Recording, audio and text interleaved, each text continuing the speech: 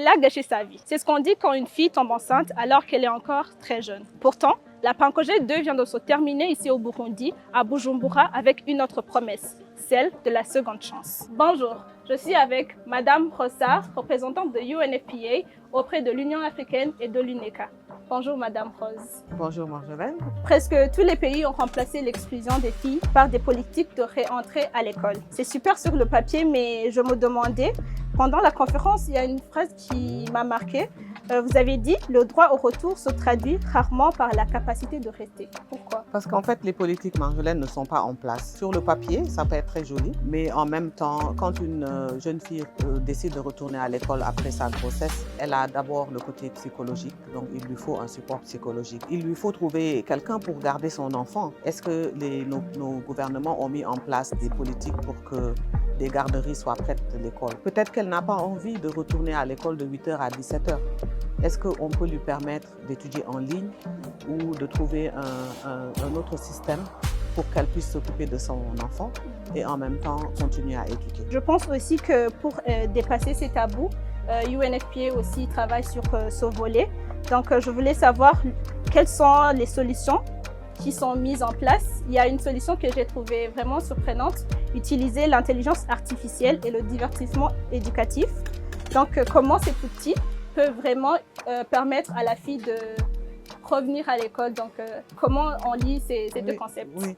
En fait, il faut juste leur donner l'opportunité parce que de nos jours, pratiquement tous les jeunes ont un téléphone ou ont un moyen d'accéder à l'information sur leur cellulaire. Par contre, que ce soit en ville ou dans les campagnes, le plus important, c'est qu'on puisse avoir accès à cette information à tout moment.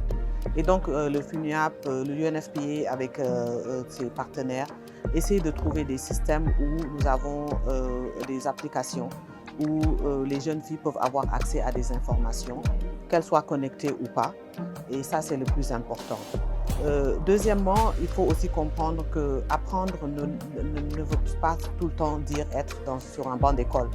Donc, on peut apprendre en dehors du système éducatif normal, en notant que l'information est disponible. Donc, le UNFPA, dans beaucoup de pays, a des programmes extrascolaires qui ne sont pas dans les lycées et les collèges, mais qui leur permet, dans des espaces sûrs, d'apprendre autant qu'une personne qui est dans le système éducatif normal. Avec les mois du Pancogène et tous les ministres sont là, maintenant c'est fini, tout le monde va repartir dans son pays. Quel est le message d'après? Qu'est-ce qu'on fait? Quelle est l'action qui va suivre tout cela? On a beaucoup parlé de données, que nous voulons que quand les filles arrêtent leur scolarité, que nous sachions qui elles sont, où est-ce qu'elles sont, comment est-ce que le système scolaire les a ramenées. Donc ces données-là sont super importantes. On vient de parler d'intelligence artificielle, de technologie qui leur permettrait de revenir dans le système au moment où elles le veulent. Et aussi, il y a la question du financement.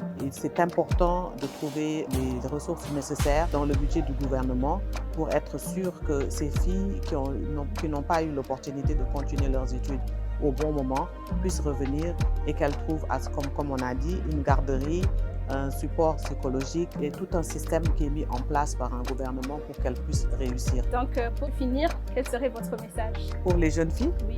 Le plus important, c'est de ne pas penser qu'une grossesse est une sentence pour le restant de votre vie. Retourner à l'école après une grossesse est possible et nos gouvernements, avec les partenaires au développement, sont là pour vous assurer de cela. Donc, il faut continuer à croire à votre destin. Merci beaucoup, Madame Rose. Et retrouvez toutes les informations sur toutes les plateformes de UNFPA.